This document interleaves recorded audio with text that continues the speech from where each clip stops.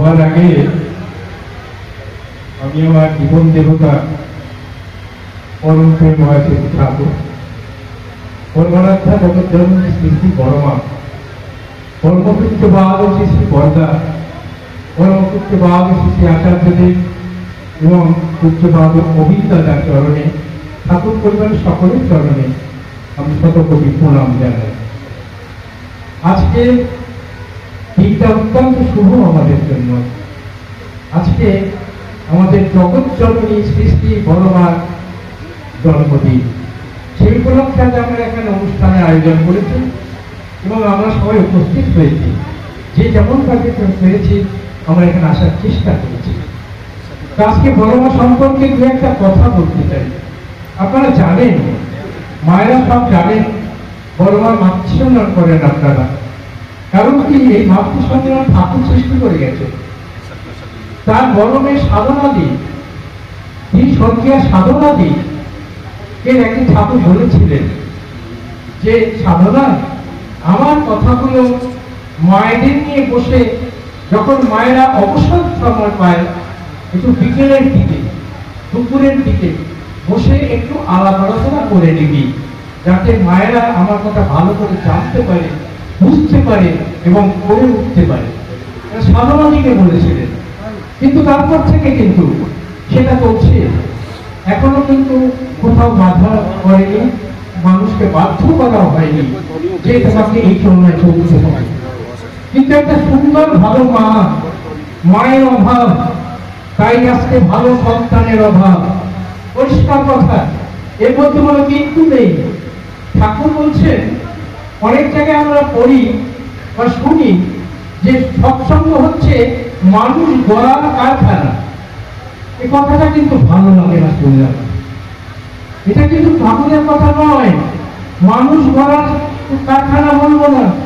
মানুষ গড়া যায় না, মানুষ তৈরি করা যায় না, মানুষ তো জন্মায়। কখন জন্মায়? মায়ের গর্ভে সে জন্মগ্রহণ করে। মায়ের আচার ব্যবহার, চরণ, চরিত্র, চিন্তা, ভাবনা সব কিছু সন্তানের মধ্যে আসে। যখন 10 মাস পেটে থাকে তখন কিন্তু সেই শিক্ষা শুরু হয় একটা সন্তানের। মা কি ভাসছে, মা কেন ঝগড়া করছে বাবার সঙ্গে, সেটাও সে লক্ষ্য করে। এমনি হচ্ছে ঠাকুরের জীবন। ঠাকুর বলছেন যে জন্মায় মানুষ, মানুষ তৈরি হয় না। এটা মানুষ তৈরি কারখানা নয় সৎসঙ্গটা। এটা একটা মানুষ জন্মায়। সেই গর্ভে মানুষ আসে, মায়ের গর্ভে আসে। সেই সতী নারীর গর্ভে সব পুরুষের আবির্ভাব হয়, যেটা আমরা ঠাকুরের জীবনীতে পেয়েছি। সে কথা বলতে গেলে অনেক কথা, আমি সেদিকে যাচ্ছি না। আজকে বড়মার সম্পর্কে, যেহেতু বড়মার জন্মদিন পালন হয়, আমি দুই একটা কথা বলবো, এটা বলে আমি শেষ করে দেবো। আমি বড়মাকে দেখেছি, দীর্ঘদিন মাকে দেখেছি, ঠাকুরকে দেখেছি। তাকে আমার তার কথা বলতে আমার দ্বিধা হয় না, আনন্দ হয়, উৎসাহ হয়, উদ্দীপনা পায়। বড়মা রোজ আমাদের খই, চিড়ে, দই, গুড় মেখে আমাদের দলা দলা করে দিতেন। বড়মার হাতের দলা খেতে আমরা খুব লোভী ছিলাম, ছোটাছুটি করতাম, দৌড়ে দৌড়ে যেতাম। যে বড়মা চলে গেলে কিন্তু পাবো না। কিন্তু বড়মার গায়ে একটি ব্লাউজ ছিল না, কোনো একটা ব্লাউজও পরেনি, কিন্তু শরীরের কোন অংশ তার দেখা যাবে না। সে কিন্তু সেই ঘুমটা মাথায়, গায়ে কাপড় জড়িয়ে দিয়ে সে পোশাক দিচ্ছে সবাইকে, কিন্তু আপনি কিছু চেষ্টা করেও দেখতে পাবেন না। অনেক চেষ্টা করে দেখা গেছে যে ঠাকুরকে, যে ঠাকুর সেটা দেখার চেষ্টা করছেন, বলছেন যে না, এ সম্ভব নয়। এই বড় বউর কাছে শিক্ষা ঠাকুর পেয়েছেন। বলছে বড় বউ না থাকলে আমি গেছিলাম আর কি, আমি মরে যেতাম, বড় বউ না থাকলে আমার কিছুই হতো না, এমনি বলতেন ঠাকুর। আর একটা কথা বলতেন যে বড় বউ ছাড়া তাকে ডাকতেন না, সবসময় তাকে বড় বউ বলতেন। এবং সেই বড় বউ হচ্ছে ঠাকুরের ধর্মপত্নী, যিনি সেই তুলসীমালা দেবী, তিনি হচ্ছেন ঠাকুরের প্রথম বউ। দ্বিতীয়বার ঠাকুর বিয়ে করেছে, সেটা হচ্ছে কাজলদার মা। আপনারা জানেন সে কথা। পূজ্যমা কাজলদার মা তাকে সেবা দিতেন এবং তখন বলেছিলেন ঠাকুর, একটা সন্তান দিতে পারে, আমি সন্তান দিতে পারবো, আমি কোনো সন্তান দিতে পারবো না, কিন্তু বলেছিলেন যা একটা অন্তত আমাকে তুমি সন্ধান দাও। তার পুরুষত্ব দেখে, তার ভগবত্ব দেবতার রূপ দেখে ও সবাই তার ঠাকুরকে ঘিরে বসে থাকতেন। তখন সেই মঙ্গলী মাসিমা, সেটা কিন্তু মঙ্গলী মাসিমা বলে আমরা ডাকি, সে মঙ্গলী মাসিমা যদি বললেন ঠাকুরকে, ঠাকুর বললেন শোনো, বড় বউ যদি বলে তাহলে আমি একটা দিতে পারি সন্তান তোমাকে। বড় বউর অনুমতি ছাড়া কিচ্ছু হতো না। বড় বউকে ঠাকুর থেকে যদি বদল যায়, ঠাকুর বলছেন আমিও যা, বড় বউ তাই। ওর আচরণ, ওর ব্যবহার, ওর চালচলন, সমস্ত কিছু ধরে রাখার মতো। সেই মঙ্গলী মাসিমাকে বিবাহ দিয়েছিলেন বড় মার আদেশকে। তারপরে কিন্তু একটিমাত্র সন্তান হয়েছে, তিনি পূজ্যপাদ কাদম্বা। এটা আমরা জানি। যাই হোক, আপনারা জানেন সবই। মায়ের এখানে বেশি উপস্থিত আছে, আমি বেশি কথা বলবো না, কারণ বেশি কথা বলার সময় নেই, আর আমার শরীরে খুব একটা সুস্থ নেই। যাই হোক, একদিন কি হয়েছে একটা ঘটনা বলি। বড় মার একটা দুটো কার্বঙ্কল হয়েছিল ফোড়ার উপরে। এখানে একটা ফোড়া, এখানে একটা ফোড়া। যে ফোড়ার মধ্যে কোনো মুখ থাকে না, ফোড়ার মুখ রক্ত বের করতে না পারলে অসম্ভব যন্ত্রণা হয়। সে কলকাতা থেকে 4 জন ডাক্তারকে সেখানে কলকাতা থেকে নিয়ে আসা হল। এসে বললো, তখন অ্যানাস্থেসিয়া ছিল না, তাকে অজ্ঞান করা যেত না, অ্যানাস্থেসিয়ার অভাব তখন ছিল না, অনেক আগের কথা। তখন বড়মাকে বললেন, ডাক্তারকে বললেন যে তোমরা অপারেশন করেন, আপনারা অপারেশন করেন। বলে অ্যানাস্থেসিয়া ছাড়া কেমন করে করবেন, শুধু অজ্ঞান তো করতেই হবে তাকে। তো বলছেন বড় বউয়ের খুব সহ্য ধৈর্য, আপনারা করেন। বড় বউ কোনো অ্যানাস্থেসিয়ার দরকার নাই। তারপরে সেটা হলো। বড় মাকে হওয়ার পরেই তখন ডাক্তাররা ছেড়ে দিলেন, বলে অপারেশন হয়ে গেছে, পুঁজ রক্ত সব বেরিয়ে গেছে, ফোড়ার মুখ বেরোলো, পুরো মুখ থেকে সব বের করে দিলেন। তারপরে বড় বউকে বলছেন, বড় বউ, এই 4 জন ডাক্তার কলকাতা থেকে এসছে, কত দূর থেকে তোমার অপারেশন করে ভালো করে দিল, ওদের তোমার হাতে সেই ঘি ভাত খাওয়াবে না? তোমার হাতে সেই সুন্দর ঘি ভাতটা বলে দিতে পারবে না?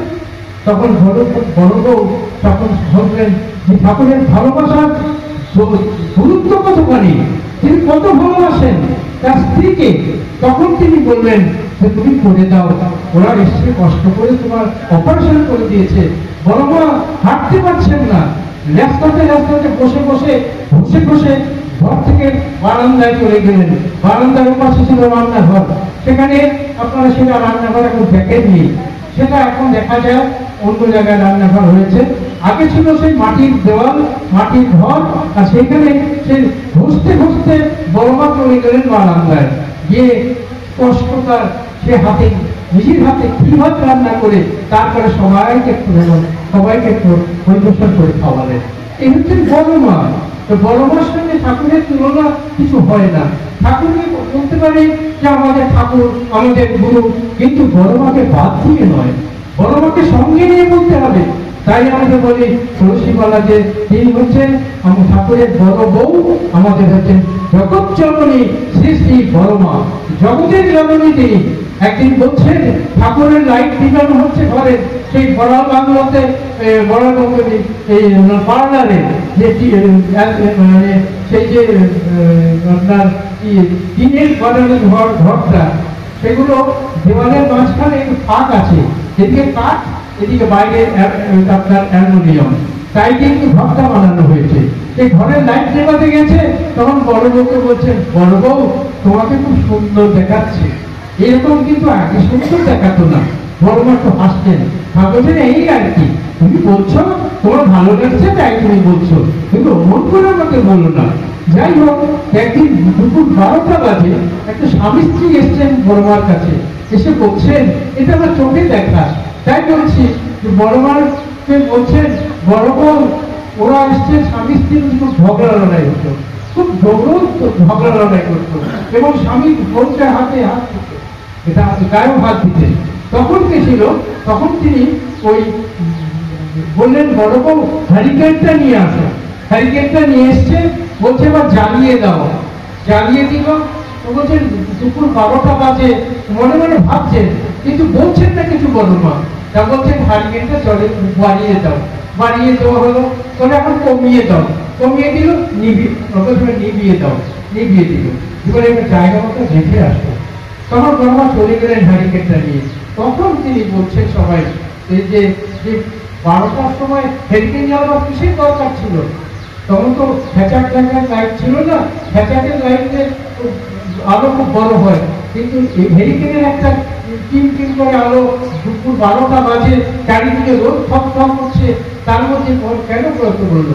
তখন বড় যখন চলে গেলেন তখন ঠাকুর বলছেন তাদের, এবার বুঝলে তো বউর সঙ্গে কেমন ব্যবহার করতে হয়? ঠাকুর নিজে পরীক্ষা করে দেখালেন যে 12টার সময় হ্যারিকেন জ্বালিয়ে বউকে আনতে বলেছে, বউ সেটা নিয়ে এসছে, কোনো প্রশ্ন নেই, কোনো জিজ্ঞাসা নেই যে 12টার সময় হ্যারিকেন তুমি কি করবে। তাদের ঝগড়া মেটাবার জন্য এটা কিন্তু ঠাকুর করেছিল। এই হচ্ছে আমাদের ঠাকুর। তাই ঠাকুরকে বাদ দিয়ে বড়মাকে আমরা চিন্তা করতে পারি না, আর বড়মাকে বাদ দিয়ে ঠাকুরকে চিন্তা করা বড় যাবে না। বড়মান মানুষ পায় না, তাই তো বড় পোকা তার জীবন্ত সৎকালচরণ, শ্রী ঠাকুরের যে সৎকালচরণ তার জীবন্ত রূপ হচ্ছে স্মৃতি পর্দা। প্রসঙ্গ সৎকালচরণ একটা বই আছে, 150 টাকা দাম, ঠাকুর শতবর্ষে বেরিয়েছিল, আমার কাছে আছে সেই বইটা। সে সঙ্গে কথোপকথনও আমার পর্দা, সেখানে গল্প করেছিলেন সৎকালচরণটা পড়িস তো, আগে একটু পড়ি, বলে আগে একটু করবি না, ভালো করে করবি, পুরোটা করবি, যদি বুঝতে না পারিস সপ্তাহ বের করে করবি, এমনি করে বলতে বলতে। তাই আজকে এই শুভ দিনে আমি সবার জন্য প্রার্থনা করি, সবাই বড়মার চরিত্র হয়ে উঠুক, মায়ের মধ্যে হয়ে উঠুক, আপনারা মা, আপনারা জগৎ জননী হয়ে উঠুন, সবার ভালোবাসার পাত্র হয়ে উঠুন, সবার শ্রদ্ধার পাত্র হয়ে উঠুন, এই বলে কথা শেষ করছি। জয় গুরু।